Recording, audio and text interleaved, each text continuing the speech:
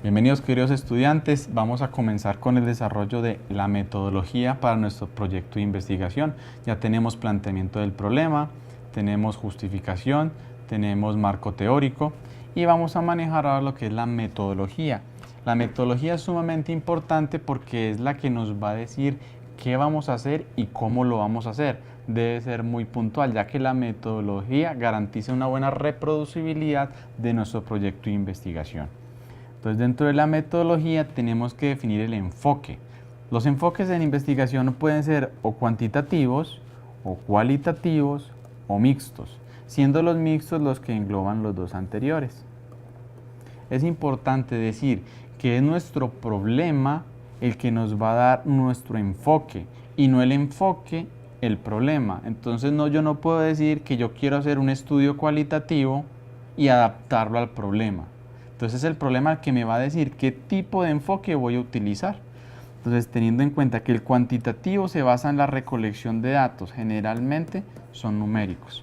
Y el cualitativo simplemente busca descubrir, entender o conocer el estado de salud de alguna población en específico.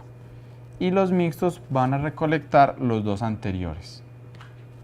¿Qué tipos de estudio tenemos disponibles para nuestro proyecto? Como lo vimos en la unidad anterior, podemos hacer series de casos, encuestas de prevalencia, pruebas diagnósticas, estudios ecológicos, transversales, y en los analíticos tenemos los cross-sectional, casos y controles y cohortes. Ya sabemos que nuestro problema es el que nos va a decir si el enfoque es cualitativo o cuantitativo, y también si voy a hacer una serie de casos, una prueba diagnóstica o una cohorte. En cuanto a la población a analizar, es sumamente importante definir quién es nuestra población de estudio. Aquí la llamamos población de referencia. Entonces, si yo quiero estudiar los adultos mayores de 18 años que tengan diabetes tipo 2, esa es mi población de referencia, es la población que yo quiero estudiar. Son los que tienen las características que me interesan. ¿Y la población de estudio quién es entonces? La llamamos muestra. Entonces son los participantes a los cuales yo puedo entrevistar, tomar datos, seleccionar para poder realizar mi estudio de investigación. Entonces, para poder obtener esta muestra utilizo una técnica que se llama muestreo. ¿Por qué utilizamos muestras y no utilizamos la población de referencia? Por muchos motivos. Uno de los principales son los costos. Es muy difícil, si yo tengo una población de 1000, 2000 participantes, lograr hacer una recolección de datos para tomar decisiones. Por lo tanto, siempre vamos a recurrir a una muestra. En algunos casos es viable hacer un censo, que es tomar toda esta población de referencia como muestra. Para poder saber qué tipo de pacientes, de individuos voy a tener que incluir, tengo que definir muy bien lo que son los criterios de inclusión y los criterios de exclusión. Entonces, los criterios de inclusión son todas las características las cuales debe cumplir el individuo, el grupo, los objetos para poder entrar en mi investigación. Como lo nombraba anteriormente, mis pacientes tienen que ser mayores de 18 años, de diabetes tipo 2, y puedo delimitarlo más, que sea de la población de Medellín, aún más, que sea el régimen subsidiado. Entonces, esos criterios deben ser comunes para absolutamente todos los integrantes de los individuos que van a entrar a mi estudio. Y los criterios de exclusión son sumamente importantes, y hay una claridad que hay que hacer, que esos criterios de inclusión no son el contrario de los de exclusión. Es muy frecuente observar que si mi criterio de inclusión son pacientes mayores de 18 años, digo que un criterio de exclusión son pacientes menores de 18 años. Eso es incorrecto. Los criterios de exclusión son para los individuos o personas que ya habiendo entrado los voy a sacar. Ejemplo, los mismos pacientes diabéticos. Entonces yo tengo un paciente diabético mayor de 18 años de la población de Medellín del régimen subsidiado. Pero resulta que yo dije que si era una mujer y se embarazaba, la voy a sacar. Entonces, al inicio del estudio, la mujer no estaba en embarazo. Entró a mi estudio y presentó embarazo. Entonces ya entró al estudio, la voy a excluir. ¿Listo? Entonces es muy importante tener en cuenta que criterios de inclusión no son antónimos de criterios de exclusión. Para poder desarrollar el muestreo, hay digamos que dos tipos de tomar las muestras. Entonces tenemos el muestreo probabilístico. Este se basa en la estadística para determinar quiénes son los participantes que puedo incluir en el estudio. Entonces es sumamente importante definir qué tipo de muestreo voy a utilizar, ya que este es el que me va a permitir hacer inferencias sobre la población o no. El único tipo de muestreo que me pueda llevar a generar inferencia o concluir una población muy grande es el muestreo probabilístico. El no probabilístico me va a dar una idea de cómo se maneja, pero no puedo hacer la inferencia. Para que un muestreo probabilístico se lleve a cabo, tienen que tener todos los participantes la misma probabilidad de ser elegidos. Si algún integrante tiene una probabilidad mayor de entrar al estudio, ya decimos que ese muestreo no se comporta de forma aleatoria o probabilística. La selección siempre será aleatoria y no es a criterio del investigador, al que me quede fácil encuestar, porque están cerca, porque entonces no será un muestreo probabilístico. Como ya lo mencioné, es sumamente importante que la inferencia viene de un muestreo probabilístico. Uno pensaría el muestreo probabilístico es el mejor porque es el que me va a garantizar que los datos son homogéneos, que las participantes que entraron eran extraídos al azar, pero por muchos motivos no podremos a veces realizar un muestreo probabilístico, entonces vamos a utilizar un modelo no probabilístico. Ejemplos de los muestreos no probabilísticos, una serie de casos. Usted no escogió al azar quién le iba a pasar un caso, simplemente fueron llegando. Como son tan pocos, entonces voy a tomar todos los que llegan. Una enfermedad que es exageradamente extraña y poco frecuente.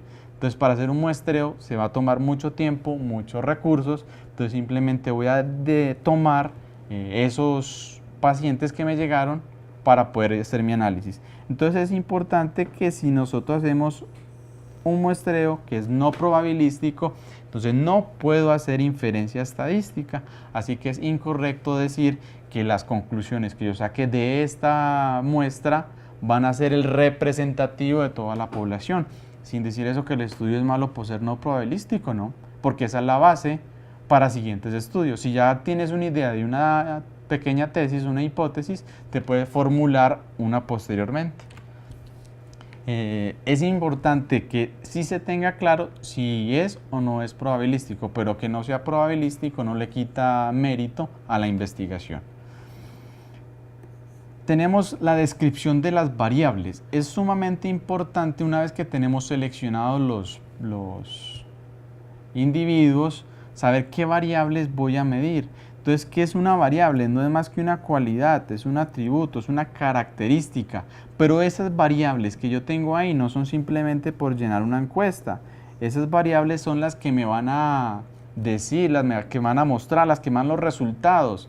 Yo quiero ver la adherencia, entonces yo puedo ver si la edad está asociada a la adherencia, que los pacientes de edad avanzada son menos adherentes que los adultos jóvenes o que los niños, que las mujeres se toman los medicamentos más juiciosos que los hombres, que el estrato socioeconómico ha evidenciado que los más altos pueden ser o no más adherentes. Entonces todas estas variables son las que me van a importar a la hora de hacer la recolección de los datos. De ahí la importancia que, como se vio en el marco teórico y en el planteamiento del problema, todas las variables van a estar relacionadas ¿con qué?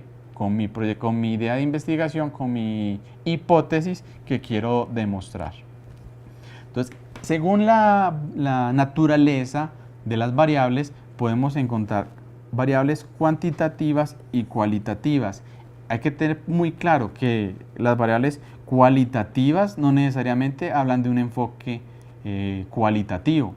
El enfoque cuantitativo trabaja muchísimo con variables cualitativas. ¿Listo? Entonces, dentro de las cuantitativas tenemos las discretas y las continuas. ¿En qué las vamos a diferenciar? Que las discretas siempre me van a representar números enteros. ¿Cuántos hijos tiene? 2. Yo no puedo tener 2.5 hijos. Y las variables continuas cuantitativas sí me representan números decimales. Podemos decir que la estatura, la temperatura, Cualquier variable que me vaya a tener un signo decimal es una variable cuantitativa continua. Y dentro de las cualitativas podemos diferenciarlas principalmente en dos: las politómicas y las dicotómicas, siendo las dicotómicas las más utilizadas. Entonces son generalmente las que tienen una respuesta sí o no, como fuma, hace ejercicio. Y para las politómicas podemos tener varios grados, como estrato socioeconómico, hace deporte, mediano, alto, bajo, consumo de carbohidratos, alto, medio, bajo. Y podemos, dependiendo de la naturaleza, la podemos o convertir en dicotómicas o politómicas según nuestras necesidades. Y según su nivel de medición, las cuantitativas pueden ser de razón o de intervalo. ¿Cuál es la importancia de estas dos? Que en las de razón el cero es absoluto. Entonces, yo digo número de hijos, yo no puedo tener, si tengo 0 hijos no tengo, y no puedo tener números negativos. En tanto que las de intervalo, el 0 no me representa ausencia de información. Al contrario, si yo digo que estoy a 0 grados, eso es un dato muy importante, y también puedo tener datos negativos. Entonces los de intervalo no tienen un 0 absoluto, en tanto que las variables cuantitativas de razón, el 0 siempre será la ausencia de información o de la variable que estoy buscando. Y dentro de las cuantitativas tenemos las ordinales y las nominales. Estas, como las dice, son las que tienen un orden. Entonces podemos ver que el estatus socioeconómico en alto, medio, bajo, o grado del conocimiento del idioma inglés, alto, medio, bajo, tendrán un orden, a pesar de que son cualitativas y son politómicas, en tanto que las nominales no tienen ningún orden. Por ejemplo, la variable raza. Entonces, dependiendo de la raza, no quiere decir uno está por encima de otro, no. Todos son exactamente igual. La variable sexo. Ninguno de los dos está por encima de los otros, a diferencia de las variables ordinales que sí tienen un orden. Una vez tengamos definidas las variables, es sumamente importante realizar nuestra tabla de variables, porque esta tabla nos va a permitir llevar un control exacto de qué estamos midiendo, por qué lo estamos midiendo y cuáles son las categorías en las cuales se deben diligenciar. Entonces vamos a tener un código que me identifique la variable. Eso es sumamente importante a la hora de trabajar con los software estadísticos para sacar las conclusiones. La definición operativa, que no es más que el nombre de la variable o la información de qué me está midiendo esta variable. Su naturaleza, entonces tenemos que son cuantitativas o pueden ser cualitativas. El nivel de medición, entonces si son variables de intervalo y son variables nominales para las cualitativas o de razón también para las cuantitativas. Si tenemos una variable cualitativa, por ejemplo acá, esta es dicotómica, los niveles de categorías que toma, sí y no. Es sumamente importante definir a la hora de realizar la encuesta o tomar los datos que esto siempre esté determinado, porque si dejamos campos abiertos para respuestas abiertas en un tipo de encuesta cuantitativa, tendremos muchas opciones para diligenciar y ya el análisis estadístico se puede complicar. Siempre y cuando sea un enfoque cuantitativo. Si el enfoque es cualitativo, la preferencia es que las preguntas sean abiertas para poder explorar el problema. Como vemos acá, tenemos una variable cualitativa nominal y su naturaleza sería politómica porque toma más de 2 respuestas posibles. Recolección de la información. Es sumamente importante que la recolección de la información siempre sea sistemática. ¿Por qué? Porque eso me va a garantizar un orden, una veracidad, una calidad del dato. Es sumamente importante porque los datos son los que me van a dar los resultados. Si yo no trabajo con datos veraces, si no tengo datos confiables, mis resultados serán exactamente igual. No serán confiables y no serán veraces. Bueno, según la fuente de información, puede que yo tenga una fuente o primaria o secundaria, dependiendo de dónde me encuentre. Es muy frecuente que en las instituciones de salud, en los servicios farmacéuticos, utilicemos fuentes secundarias porque son de más fácil acceso que hacer una recolección de datos. Entonces, la información primaria es cuando directamente es el investigador el que toma la información en su unidad de análisis. Entonces, ¿qué es? Es una observación, tenemos un examen clínico, tenemos entrevistas, podemos realizar entrevistas a los pacientes, llamarlos por teléfono, les mandamos un correo electrónico, podemos hacer cuestionarios, podemos hacer grupos focales, aplicamos el método Delphi, pero todo esto es directamente tomando los datos, por así decirlo, que en vivo o en caliente. Es la información que no se ha recolectado, que nos interesa y la vamos a ir a buscar. En tanto que las fuentes de información secundaria, que son muy utilizadas, se toman de información ya disponible, por ejemplo los censos, las encuestas demográficas, las estadísticas vitales que muestra cada departamento, registros de atenciones, las bases de datos. Este es sumamente útil y yo creo que es uno de los que en los servicios farmacéuticos más se maneja. Casi todos tenemos bases de datos donde llevamos indicadores de gestión, donde llevamos indicadores de pacientes, educación a pacientes. Entonces, estas bases de datos ya tomadas, a pesar de que el investigador haya sido el que tomó los datos, si es una base de datos previa, será una fuente secundaria. Y algunos archivos institucionales. Instrumentos de recolección. Entonces, ¿qué es importante tener a la hora de definir el instrumento de recolección? El cómo. ¿Listo? El instrumento es autoaplicado, no es lo mismo que haya un entrevistador a que lo mandemos por un correo electrónico. ¿Y quién será el entrevistador? Porque el entrevistador puede generar lo que se llama un sesgo de selección porque puede influir en la respuesta. Así que a la hora de seleccionar el entrevistador tiene que estar capacitado, entrenado y no incitar algún tipo de respuesta a la hora de aplicar el instrumento. Bueno, vamos a desarrollar, es posible, una prueba piloto cuando tenemos un instrumento de medición que queremos evaluarlo. Resulta que en nuestra muestra tenemos 50 pacientes, 100 pacientes y quiero saber si esa encuesta se entiende o quiero saber si los procedimientos son adecuados.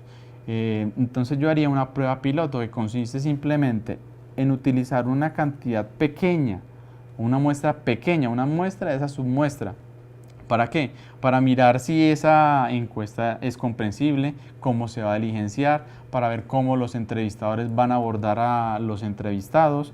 Y la idea es buscar inconsistencias, dificultades para la obtención de los registros. Volvemos a lo mismo, la calidad del dato es sumamente importante. Así que a la hora de aplicar los instrumentos deben ser lo más veraces y lo más confiables posibles. Por eso realizamos una prueba piloto para que cuando se realice la verdadera medición o la medición que va a dar los resultados sea lo más fiable posible. Entonces, ¿qué se puede evaluar en una prueba piloto? La disponibilidad, los instrumentos, los procedimientos que voy a realizar, la logística.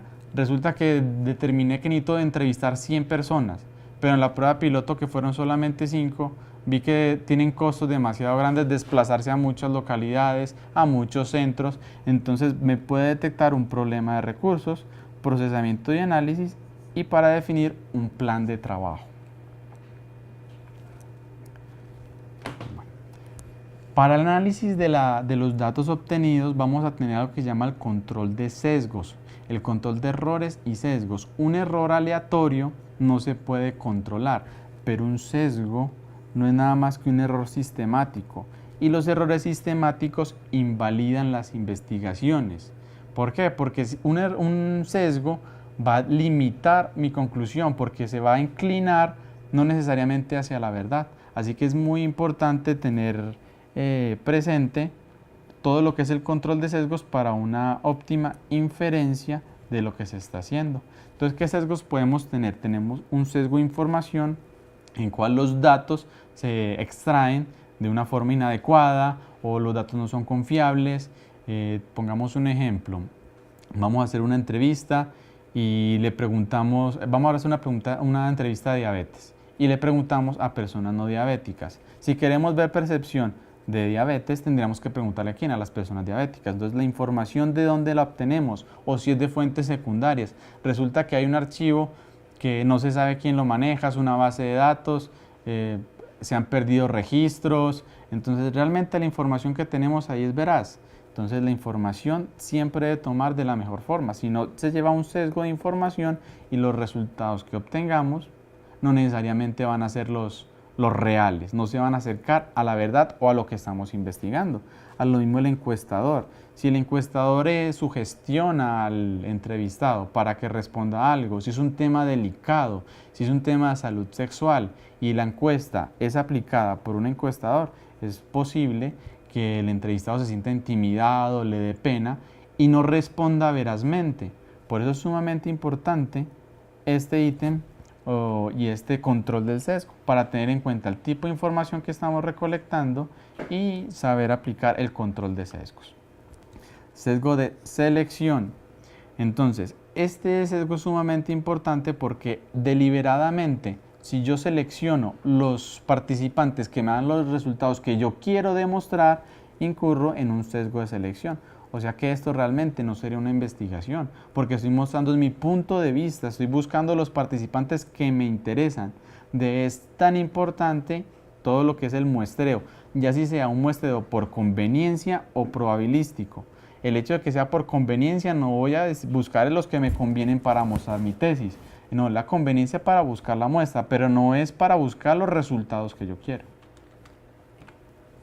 Y el sesgo de seguimiento, esto aplica para los estudios sobre todo analíticos, donde hay un tiempo en el que yo hago mediciones sucesivas. Entonces yo quiero ver, estoy midiendo adherencia de un paciente, entonces lo veo el primer mes, el segundo mes, el tercer mes.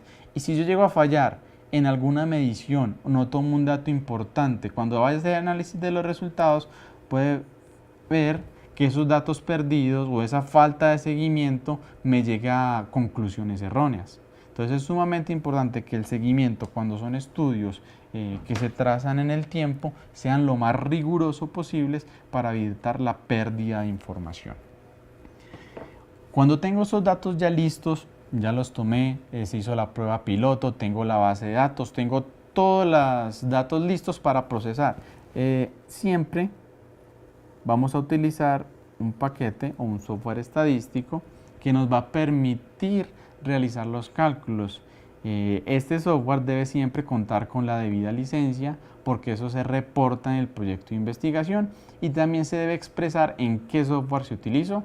En la materia de informática farmacéutica veremos varios tipos de software para hacer análisis estadísticos que apliquen a nuestros proyectos de investigación. Siempre se van a tomar ahí, por sencillo que sea. Que es que lo hice en Excel y todo el mundo conoce Excel. Se debe colocar los análisis estadísticos si se utilizaron el software Microsoft Excel. Listo. Y finalmente, las consideraciones éticas son sumamente importantes para definirlas también en la metodología, ya que ellas pueden limitar la ejecución de un proyecto. Si yo tengo un proyecto en el cual la información que se recoge de los pacientes es sumamente delicada, puede que un comité de ética decida no aprobarlo, porque esa información puede ser confidencial, puede ser vulnerable, puede ser población vulnerable. Si yo quiero trabajar con niños que hayan sufrido abuso sexual, es un tema muy delicado. Por lo tanto, las consideraciones éticas, la confidencialidad de la información, cómo va a manejar usted la confidencialidad. Si yo tengo una población vulnerable, esa base de datos no puede ser simplemente una base de Excel donde diga que el niño fue abusado, que tuvo tal problema, tal problema. ¿Por qué? Porque esa información se puede volver pública y se vuelve un problema bastante serio ético. Entonces se tiene que tener siempre muy en cuenta cuáles son los alcances, cuáles son las consideraciones y los dilemas éticos que pueda llevar la recolección de esa información y aparte de la recolección, el procesamiento de esos datos. Para eso tenemos la resolución 8430 del 93 que establece los riesgos o el tipo de investigación, si tiene riesgos para la población que está estudiando o no, y deben ser declarados en todos los proyectos de investigación. Bueno, llegamos al final del tema de metodología. Esos son los aspectos generales. En la plataforma van a encontrar más documentos donde profundizar y esto tienen que enlazarlo con la unidad 2 donde se definió cada uno de los tipos de estudio, sus enfoques y cómo se van a abordar.